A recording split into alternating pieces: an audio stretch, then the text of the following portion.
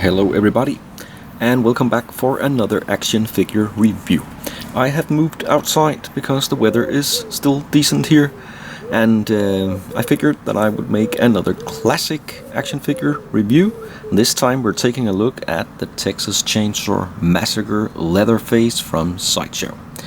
So bear with me if the noise from the traffic will be a little loud, but first let's take a look at the box here, the kind of box that you open up and where you have some movie credits, the cast inside, and you also get a picture on the back, a read-up from the movie, and a few stills from the movie. Yes, let's get the box out of the way and take a look at Leatherface. So here we have Leatherface in my garden, and it's the version of Leatherface based on the 2003 remake of the Texas Chainsaw Massacre. And, well, I think we have a pretty cool looking figure here with a few accessories and a figure stand, but let's get into the details and begin with the accessories. And most importantly, of course, the chainsaw here, with a lot of blood details. Actually, it's pretty good detailed. Yeah, cool looking piece. And that is of course the main piece with Leatherface, but you do also get an axe. And also here, fine details. And finally a figure stand with the Thomas Hewitt Leatherface image here. And well, I don't really like this type of stand where you have to put the figure in here, but well, that's just my taste. And of course you get the figure. Let's move in a little closer. And first thing to notice here, beside the grisly details on his mask, is that you get rooted hair. And well, I'm not entirely a huge fan of rooted hair, but in this case I think it fits pretty good with the character.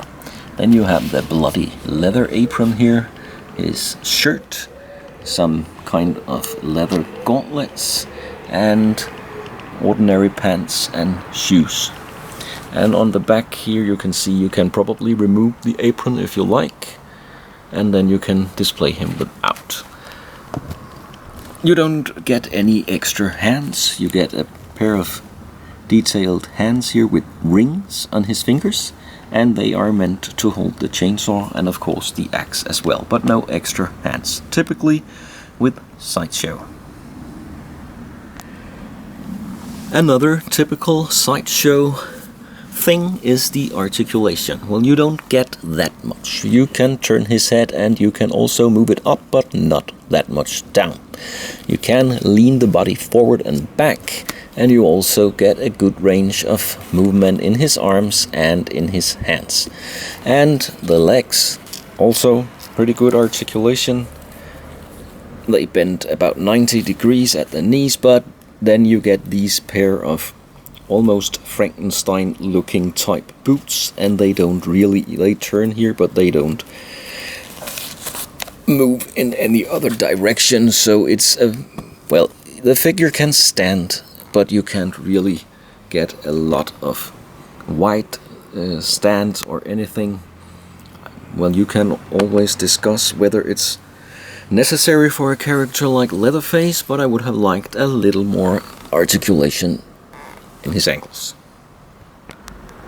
One thing to be aware of is that his grip is very tight here on the axe, and especially on the chainsaw where the handles are even more thick. So you have to force them in.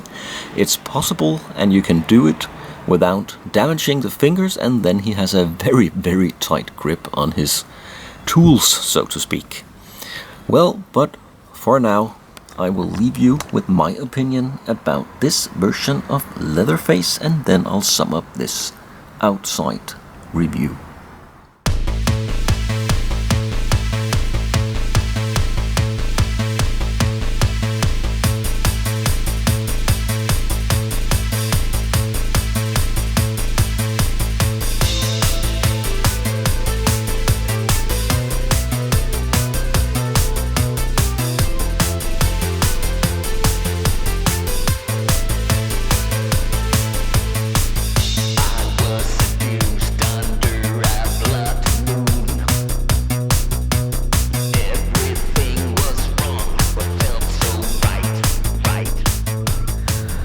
Well, I think that this figure is definitely worth picking up if you can find him for a fair price.